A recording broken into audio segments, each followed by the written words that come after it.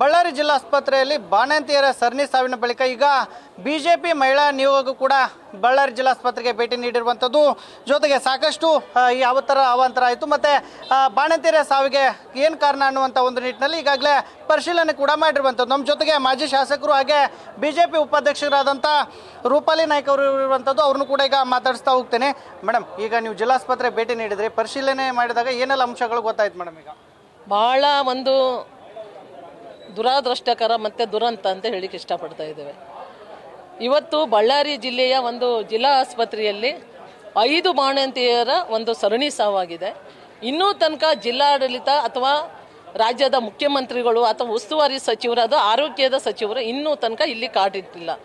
ಯಾಕೆ ಈ ಥರ ಮಹಿಳೆಯರಿಗೆ ಅನ್ಯಾಯ ಆದಾಗ, ಮಹಿಳೆಯರು ಸಾವಾದಾಗ ಇನ್ನೂ ತನಕ ಯಾಕೆ ಬಂದಿಲ್ಲ ಅನ್ನೋದು ನಮ್ಮದೊಂದು ಪ್ರಶ್ನೆ ಆಗಿದೆ. ಜೊತೆಯಲ್ಲಿ ಇವತ್ತು ಈ ಸಾವಾಗಿರೋದು ಯಾವ ರೀತಿಯಿಂದ ಸಾವಾಗಿದೆ ಅಂತ ಈಗಾಗಲೇ ಮಾಧ್ಯಮದ ಮುಖಾಂತರ ಮತ್ತು ಬರುವಂಥ ರಿಪೋರ್ಟ್ಗಳ ಮುಖಾಂತರ ನಾವೆಲ್ಲ ತಿಳ್ಕೊಂಡಿದ್ದೇವೆ. 1 ಸಾವಾಯಿತು, 2 ಸಾವಾಯಿತು, 3ನೇ ಸಾವಿಗೆ ಯಾರು ಕಾರಣ? ಇವರೇ ಸಾವು. 4ನೇ ಸಲನೂ ಬಾಣಂತಿಯವರಿಗೆ ಕಾಳಜಿ ತಗೊಳ್ಬೇಕಾಗಿತ್ತು. ಔಷಧಿ ಯಾವ್ದು ಕೊಡ್ತಾರೆ ಅಂತ ನೋಡ್ಕೊಳ್ಬೇಕಾಗಿತ್ತು. ಏನು ಸಮಸ್ಯೆ ಆಗಿದೆ ಅಂತ ನೋಡ್ಕೊಳ್ಬೇಕು. ಯಾವುದನ್ನು ನೋಡದೆ ಏಕಾಏಕಿ ಇವರು ಸಾವು ಆದ್ಮೇಲೆ ಸಾಗಲಿ ಏನೂ ಗೊತ್ತಿಲ್ಲ ಥರ ಇದ್ಬಿಟ್ಟಿದ್ದಾರೆ. ಇವತ್ತು ಆ ಸಾವಾಗಿರುವಂಥ ಆ ಮಗುವಿಗೆ ನೋಡುವರು ಯಾರು?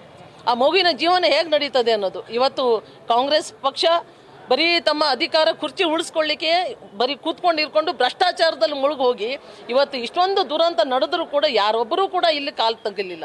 ಇವತ್ತು ಭಾರತೀಯ ಜನತಾ ಪಾರ್ಟಿಯಿಂದ ನಮ್ಮ ರಾಜ್ಯದ ರಾಜ್ಯಾಧ್ಯಕ್ಷರು ಇವತ್ತು ವಿಜೇಂದ್ರ ಸರ್ ಅವರು ಇವತ್ತು ನಾವು ಬರೋದು ಅವರು ಕಳ್ಸಿಕೊಟ್ಟ ಮೇಲೆ ನಾವು ಬಂದ ಮೇಲೆ ಅವ್ರಿಗೆ ಗೊತ್ತಾಗಿ ಇವತ್ತು ಬರಲಿಕ್ಕೆ ಅವರು ಹೊರಟಿರು. ಭಾಳ ಇದು ದುರಂತ. ಒಂದು ಕಡೆ ಈಗ ಸರ್ಕಾರ 2 ಲಕ್ಷ ರೂಪಾಯಿ ಪರಿಹಾರ ಘೋಷಣೆ ಮಾಡಿದೆ. 5 ಬಾಣಂತಿಯರು ಸಾವನ್ನಪ್ಪಿದ್ದಾರೆ. ನೇರವಾಗಿ ವಿಮ್ಸ್ಗೆ ಬಂದಂಥ ಮಹಾಲಕ್ಷ್ಮಿ ಮತ್ತೊಂದು ಪೇಷಂಟ್ ಅವರು ಕೂಡ ಸಾವನ್ನಪ್ಪಿದ್ದಾರೆ. ಒಂದು ಮಗು ಸಾವನ್ನಪ್ಪಿದೆ. ಇಷ್ಟೆಲ್ಲ ಪದೇ ಅವಾಂತರಗಳು ಸಂಭವಿಸ್ತಾ ಇದ್ರು. ಯಾರು ಕೂಡ ಎಚ್ಚೆತ್ಕೊಳ್ತಾ ಇಲ್ಲ. ಯಾಕಂದ್ರೆ ಇಲ್ಲಿ ಜಿಲ್ಲಾ ಉಸ್ತುವಾರಿ ಸಚಿವರು ಬರ್ತಾ ಇಲ್ಲ. ಸಿಎಂ ನಾಳೆ ಸಂಡೂರಿಗೆ ಬರ್ತಾ ಇದ್ರೆ, ಆದ್ರೆ ಇಲ್ಲಿ ಟಿಪಿ ಇಲ್ಲ. ಎಲ್ಲರೂ ಕರ್ನಾಟಕ ಜನತೆ ನೋಡ್ತಾ ಇದೆ ಈ ಸರ್ಕಾರ ಎಷ್ಟರ ಮಟ್ಟಿಗೆ ಕೆಳದಿಳ್ಕೊಂಡು ಹೋಗಿದೆ ಅನ್ನೋದು. ಮಾನ್ಯ ಮುಖ್ಯಮಂತ್ರಿಗಳು ಎಷ್ಟೆಲ್ಲ ನೋಡ್ತಾ ಇದ್ದಾರೆ. ಮಹಿಳೆಯರಿಗೆ 2,000 ಗ್ಯಾರಂಟಿಗಳನ್ನು ಕೊಡ್ತಾ ಇದ್ದಾರೆ. ಸ್ವಾಮಿ, ಯಾಕೆ ಸ್ವಾಮಿ ಇದು? ಯಾರ ಕಣ್ಣು ಓಡಿಸ್ಲಿಕ್ಕೆ ಈ ಥರ ನಾಟಕ ಮಾಡ್ತಾ ಇದ್ದೀರಾ? ಆ ಬಾಣಂತಿಯವ್ರು ಏನು ತಪ್ಪು ಮಾಡಿದ್ರು? ಗ್ರಾಮೀಣ ಭಾಗದ ಆ ಬಾಣಂತಿಯವರು ಅವ್ರು ಏನು ತಪ್ಪು ಮಾಡಿದ್ರು? ಪಾಪ ಅವ್ರಿಗೆ ಏನೂ ಗೊತ್ತಿಲ್ಲ. ನಾವು ಸಾಯ್ತೀವಿ ಅನ್ನೋದು ಗೊತ್ತಿಲ್ಲ. ಒಂದು ಸಾವಿನ ಮರಣಕ್ಕೆ ಸ್ಮಶಾನಕ್ಕೆ ಬಂದಿವಿ ಥರ ಅವ್ರು ಬಂದ್ಕೊಂಡು ಇವತ್ತು ಸಾವನ್ನಪ್ಪಿದ್ದಾರೆ. ಇವತ್ತು ನಿಷ್ಕಾಳಜಿ ಆರೋಗ್ಯ ಇಲಾಖೆ ಗುಂಡೂರಾವ್ ಸರ್ ತಕ್ಷಣ ಅವರು ರಾಜೀನಾಮೆ ಕೊಡಬೇಕು. ರಾಜೀನಾಮೆ ಕೊಡೋದಷ್ಟೇ ಅಲ್ಲ, ರಾಜೀನಾಮೆ ಕೊಡೋ ಟೈಮ್ನಲ್ಲಿ ಇಲ್ಲಿರುವಂಥ ಯಾರು ವೈದ್ಯಾಧಿಕಾರಿಗಳು ಇದನ್ನು ಮಾಡಿದ್ದಾರೆ, ಯಾರು ತಪ್ಪಿತಸ್ಥರಿದ್ದಾರೆ, ಈ ಮೆಡಿಸಿನ್ ಬ್ಯಾನ್ ಆಗಿರೋದು ಗೊತ್ತಿದ್ರು ಕೂಡ ಇಲ್ಲಿ ಬಂದ್ಕೊಂಡು ಆ ಔಷಧಿ ಏನಕ್ಕೆ ಕೊಟ್ಟಿದ್ರು, ಯಾವ ಭ್ರಷ್ಟಾಚಾರದಲ್ಲಿ ನೀವು ಈ ಬ್ಯಾನ್ ಆಗಿರೋ ಔಷಧಿಯನ್ನು ಖರೀದಿ ಮಾಡಿದಿರಿ, ಅದೆಲ್ಲವೂ ಕೂಲಂಕುಷವಾಗಿ ಹೊರಗೆ ಬೀಳಬೇಕು, ತನಿಖೆ ಆಗಬೇಕು. ಅಷ್ಟೇ ಅಲ್ಲ, ಯಾರು ಇದನ್ನು ಮಾಡಿದ್ದಾರೆ ಅವರನ್ನು ಅಮಾನತ್ ಮಾಡಬೇಕು.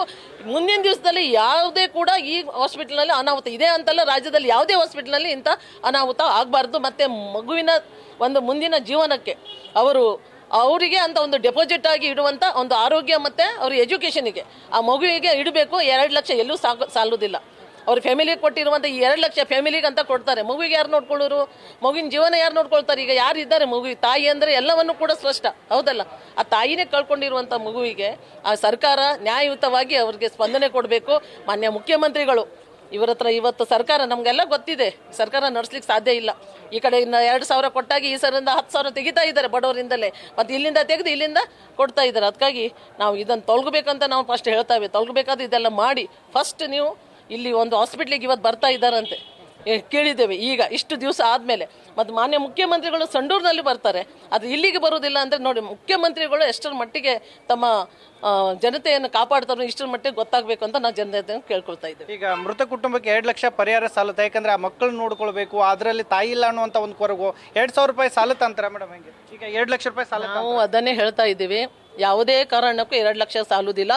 ಅವರಿಗೆ 25 ಲಕ್ಷ ಅವರ ಡೆಪಾಸಿಟ್, ಅವ್ರಿಗೆ ಖರ್ಚಿಗೆ ಅಂತ ಹೇಳ್ಕೊಂಡು ಮಗುವಿಗೆ ನೋಡ್ಕೊಳ್ಳಿಕ್ಕೆ ಒಂದು 10 ಲಕ್ಷ, ಒಂದು 15 ಲಕ್ಷ ತನಕ ಅವರ ಡೆಪಾಸಿಟ್ ಮಗುವಿನ ಮುಂದಿನ ಬೆಳವಣಿಗೆಗೆ ಮತ್ತು ಆರೋಗ್ಯ ಮತ್ತು ಎಜುಕೇಷನ್ ಸಲುವಾಗಿ 15 ಲಕ್ಷ ಮಗುವಿನ ಬೆಳವಣಿಗೆ ಇರಬೇಕಂತ ಹೇಳ್ಕೊಂಡು ನಾವು ಆದೇಶ ಮಾಡ್ತಾ ಇದ್ದೇವೆ ಅವರಿಗೆ. ಓಕೆ, ಇದಿಷ್ಟು ಬಿಜೆಪಿಯ ಮಹಿಳಾ ಮೋರ್ಚಾದ ಸದಸ್ಯರು ಕೂಡ ಹೇಳ್ತಾ ಇರುವಂಥದ್ದು. ರಾಜ್ಯ ಸರ್ಕಾರ ಬೇಗ ಎಚ್ಚೆತ್ತುಕೊಳ್ಬೇಕು. ಅವ್ರಿಗೆ ಮಕ್ಕಳ ಹೆಸರಲ್ಲೂ ಕೂಡ ಏನು 15 ಲಕ್ಷದವರೆಗೂ ಕೂಡ ಪರಿಹಾರವನ್ನು ಕೊಡಬೇಕು, ಅವರ ಹೆಸರಲ್ಲಿ ಡೆಪಾಸಿಟ್ ಮಾಡಬೇಕು ಅನ್ನುವಂಥ ಒಂದು ನಿಟ್ಟಿನಲ್ಲಿ ಈಗ ಬಿಜೆಪಿ ಮಹಿಳಾ ಮೋರ್ಚಾ ಸದಸ್ಯರು ಕೂಡ ಈಗ ಹೇಳ್ತಾ ಇರುವಂಥದ್ದು. ಕ್ಯಾಮ್ರಾಮನ್ ಕಾರ್ತಿಕ್ ಜೊತೆಗೆ ಶಿವಾನಂದ್ ಮದಿಹಳ್ಳಿ, ನ್ಯೂಸ್ ಫಸ್ಟ್ ಕನ್ನಡ, ಬಳ್ಳಾರಿ.